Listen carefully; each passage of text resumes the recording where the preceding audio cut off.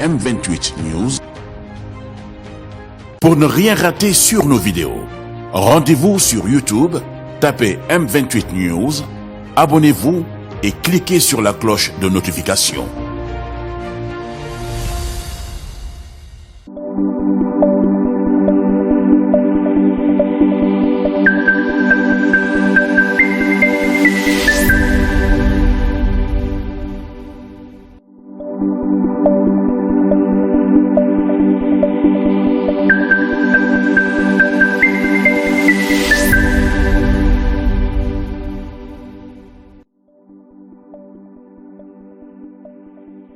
Cité plusieurs fois le Khalife général des Mourides, que Dieu lui prête une longue vie et une santé de fer.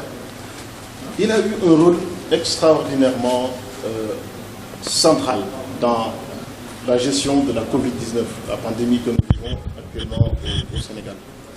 Vous qui êtes un proche du Khalife, comment avez-vous vécu cela? Parce que de loin, on voit les actes qu'il pose. Il s'investit personnellement, il s'engage quand il a fallu porter des masques. Il a porté un masque et on sait bien que ce n'est pas confortable, un masque FFP2. Parce que j'ai la chance d'avoir une épouse qui travaille en service de réanimation. Et quand il m'a emmené, parce que j'ai voulu tester ce masque-là, je lui ai demandé de me l'amener à la maison.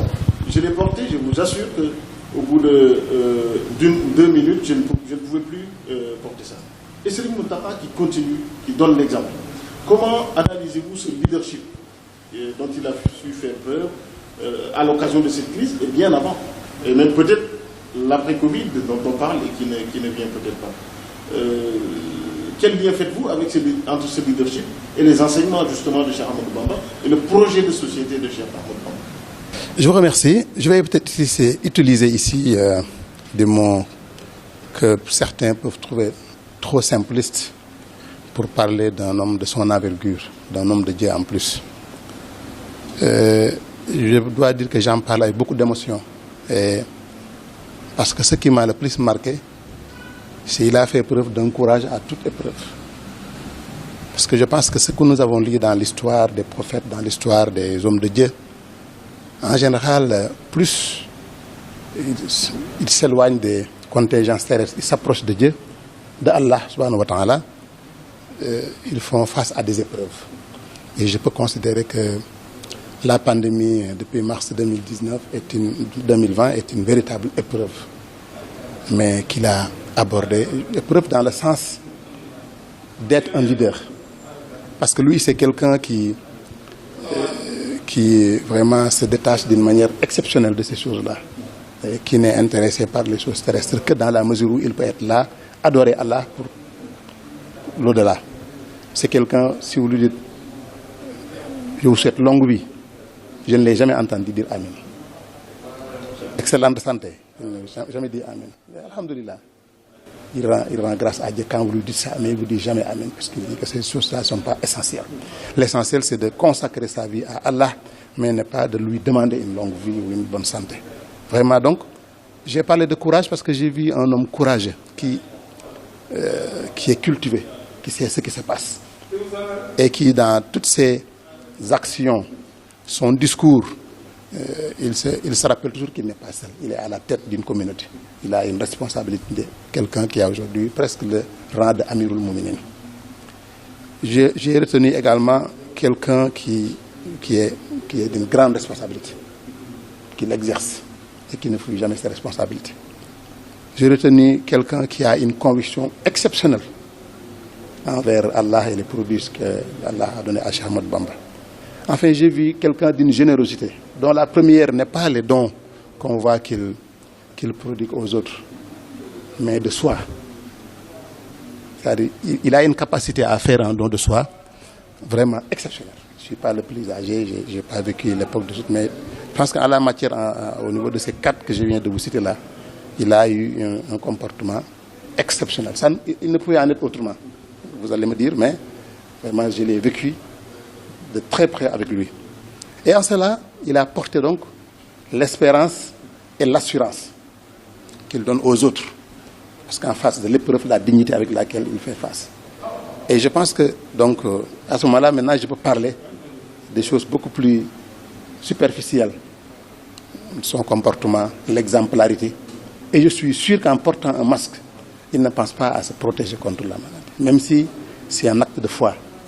Parce que, comme il l'a toujours dit, le virus, c'est une créature divine, comme nous sommes créatures divines. Et la crainte référentielle veut que vous craignez Allah, mais vous craignez aussi tout ce qui peut venir des créatures, voilà, etc.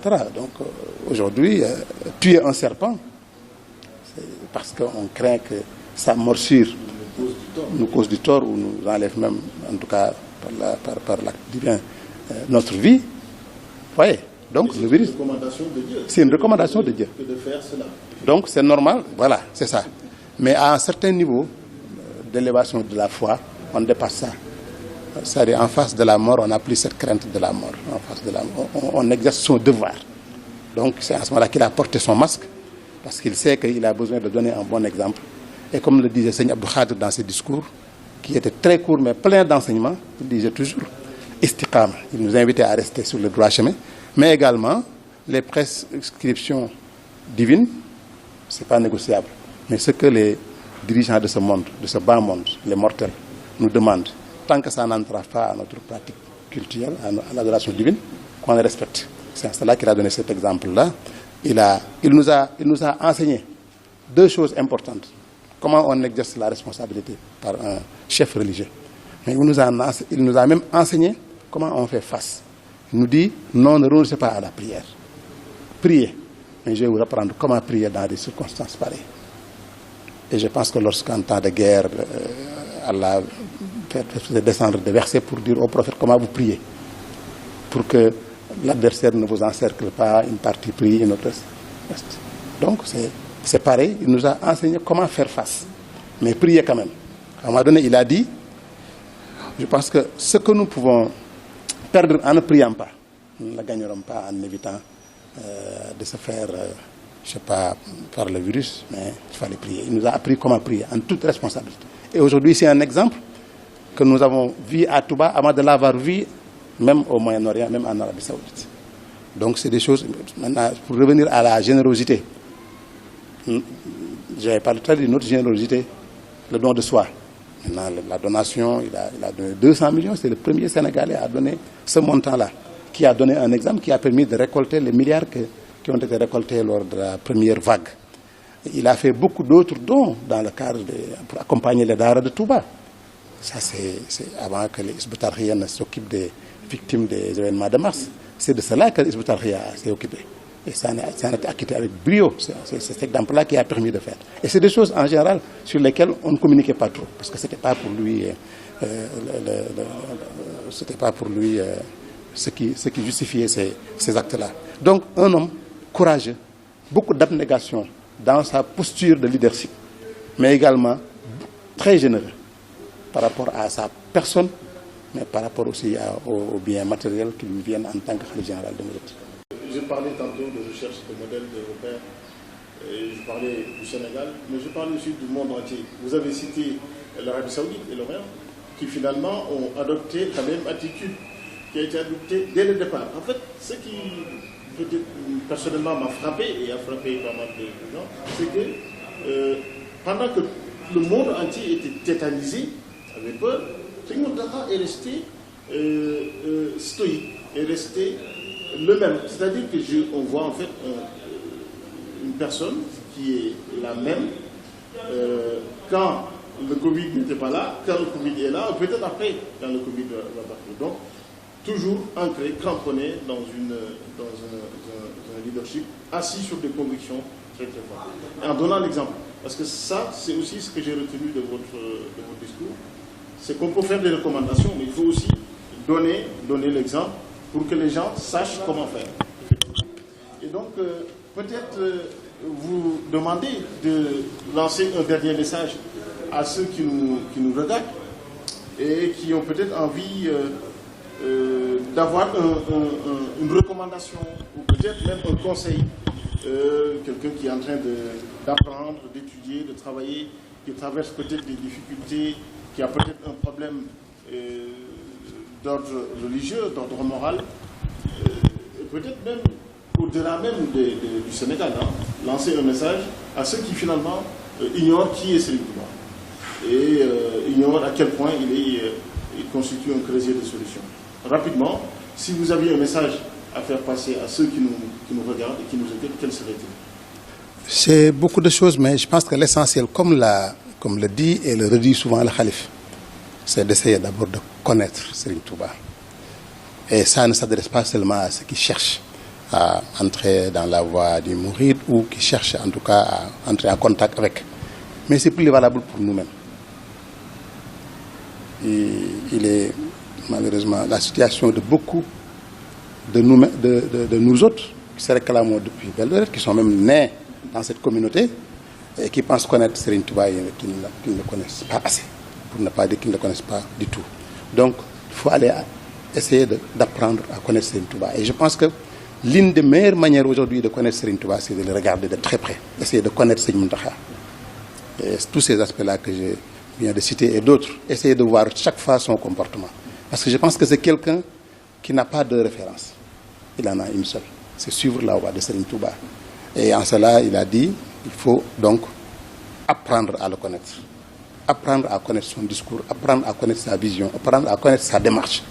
Si un jeune fait ça, comme on dit, vous avez tout à l'heure cité Kun Katiman, on parle, doit être enseigné. Là, tout ce chaque fois, vraiment, c'est un minimum. Il est du devoir de l'État de prendre en charge, en tout cas, les apprenants qui sont dans les établissements publics. Mais je pense qu'il est aussi un devoir de ceux qui apprennent aussi de faire un petit don de soi. Faire ce petit sacrifice et maintenant réclamer ce qu'il leur doit. Ce n'est pas des douanes de l'État. L'État doit faire ce que l'État doit faire. Mais aussi l'apprenant doit se dire, moi, aujourd'hui, si je devais payer pour apprendre, je dois le faire. Mais l'État me le doit, c'est l'argent du contribuable sénégalais. Mais ça, c'est important. C'est des discours comme ça qu'il faut tenir aux jeunes. Il ne faut pas leur dire chaque fois qu'ils sont des victimes. Il faut leur dire aussi qu'ils doivent eux-mêmes, par rapport à eux-mêmes, donner plus que ce qu'ils donnent et après maintenant réclamer ce qu'ils doivent réclamer. Donc l'État aussi doit vraiment savoir que ces visions à l'horizon 2035, à l'horizon 2040, quels que soient ces horizons-là, si on n'améliore pas l'offre éducationnelle et si on ne revient pas à nos fondamentaux, c'est de prendre les enseignements religieux, les enseignements des personnes aujourd'hui dont la voie tracée est un véritable projet de société, comme Cheikh Ahmadou Bamba. Si on ne se base pas sur ça, on ne peut pas faire un citoyen modèle. C'est impossible. C'est impossible de faire un citoyen modèle sur la base de modèles importés. C'est impossible. On aura un modèle, mais on aura un modèle qui n'est pas adapté. Et c'est le modèle que nous connaissons aujourd'hui. Donc je pense que c'est ça qu'il faut. Il faut retourner à nos bases. Il faut que nous-mêmes, nous essayons de mieux connaître Cheikh Ahmadou Bamba. Et en le connaissant mieux, nous aidons les autres à le connaître plus. Il faut qu'au niveau État, au niveau des responsabilités publiques, aussi qu'on revienne à ça. Nous avons tout essayé. Ce ne sont pas des moyens matériels. Ce ne sont pas des réformes basées sur ce qui réussit au Canada ou aux États-Unis qui vont nous permettre de nous sortir des difficultés que nous avons à notre système éducatif. Mais un retour vers ce qui est adapté à nous, ce qui a déjà été testé et qui a déjà formé de bons citoyens. Aujourd'hui, je pense que les citoyens qui sortent des daara, qui sortent d'une bonne formation religieuse, en général, se comportent très bien lorsqu'ils ont allié les deux.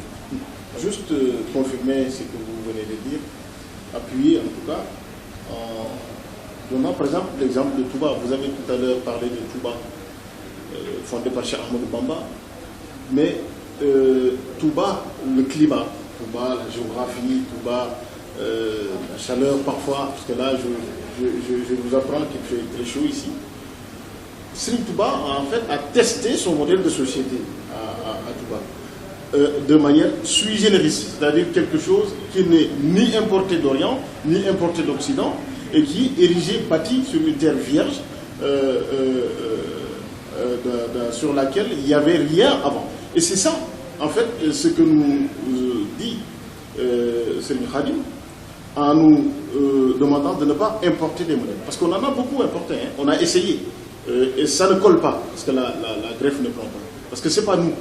Et Serigne Touba, son exploit, me semble-t-il, c'est d'avoir dépouillé l'islam de tout ce qui est arabité pur et de nous avoir éloignés de tout ce qui est occidentalisation et de faire de nous des musulmans assis sur des recommandations de Dieu et capables d'être utiles pour eux-mêmes et pour notre société. Et donc, peut-être, je vous ai vu tantôt avec des ouvrages, je pense que vous devez beaucoup lire, même si vous n'avez pas beaucoup de temps. Et peut-être ça aussi, c'est un message que vous voudrez faire passer à ceux qui nous regardent. Leur demander aussi de... Parce que Cheikh Abdul Khadim a beaucoup écrit et essayer quand même de comprendre ce qu'il a écrit. Et en termes d'ouvrages, c'est quoi ces ouvrages si vous aviez à me les recommander? Je leur dis, mais il faut écrire. D'abord, avant de parler de lire. Bon, il faut lire d'abord, c'est important. Et ça, je m'adresse aux jeunes qui viennent après nous. Et je trouve que de moins en moins, les jeunes lisent. Mais c'est autant dangereux que de moins en moins aussi ceux qui ont déjà passé, ceux qui ont déjà d'autres niveaux comme moi, comme d'autres, n'écrivent pas. C'est encore aussi dangereux de ne pas écrire que de ne pas lire.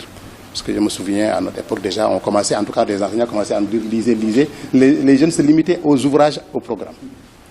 Et maintenant, avec les réseaux sociaux, avec le téléphone, les exposés se font, vous faites du copier-coller sur Google, les réseaux, etc. Et les jeunes parlent de langage même, comme on dit, SMS, mais ne lisent pas.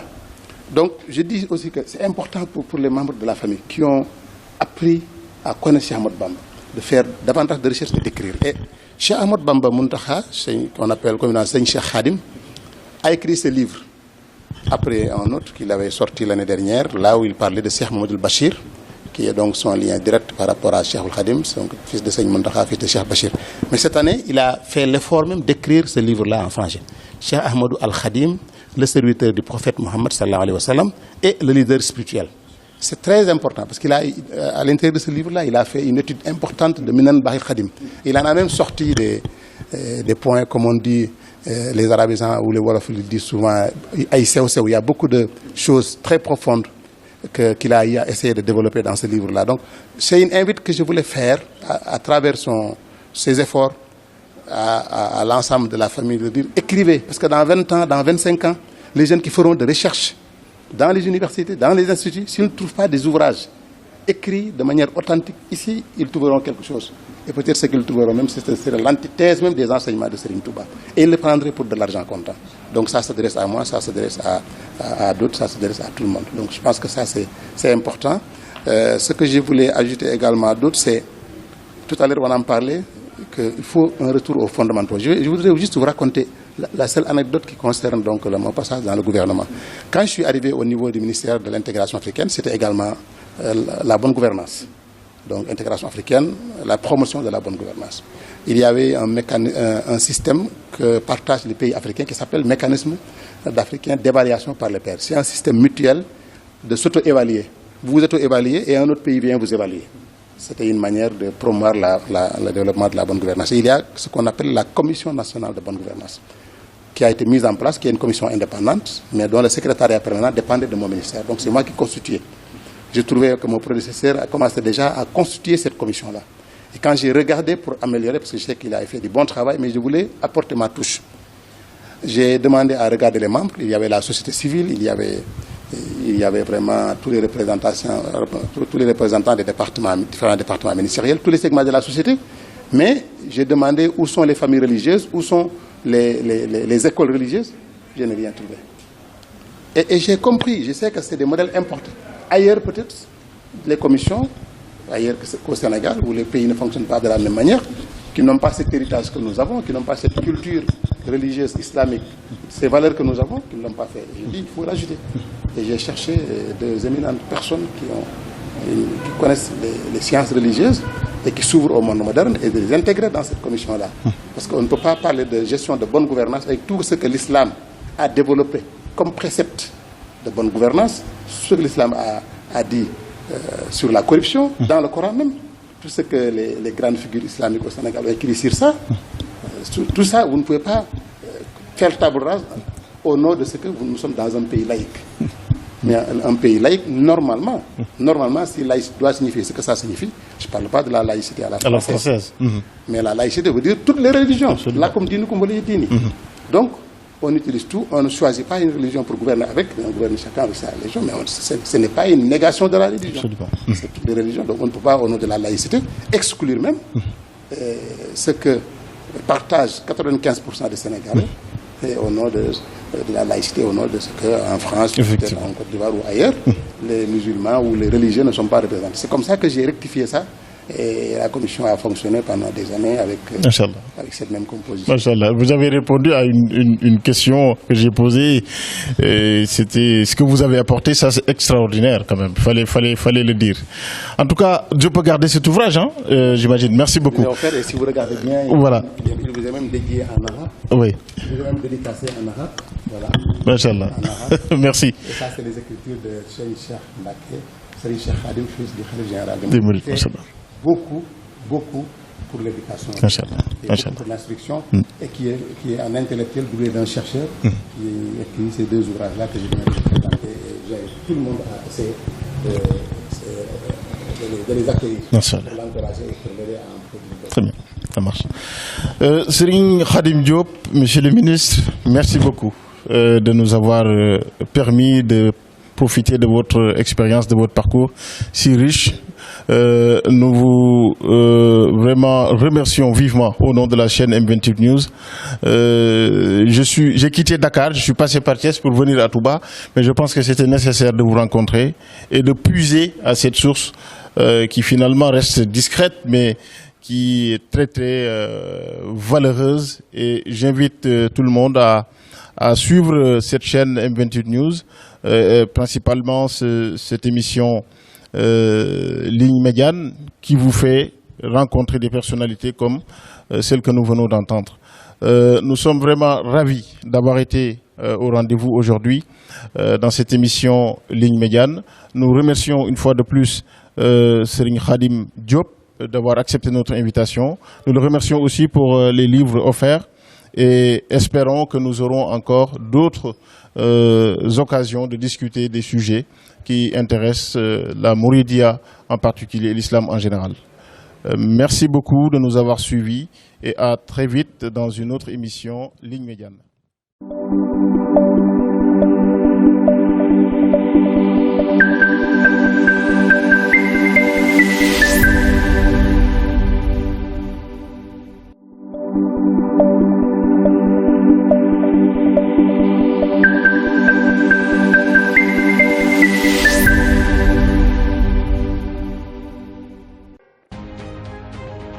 M28 News.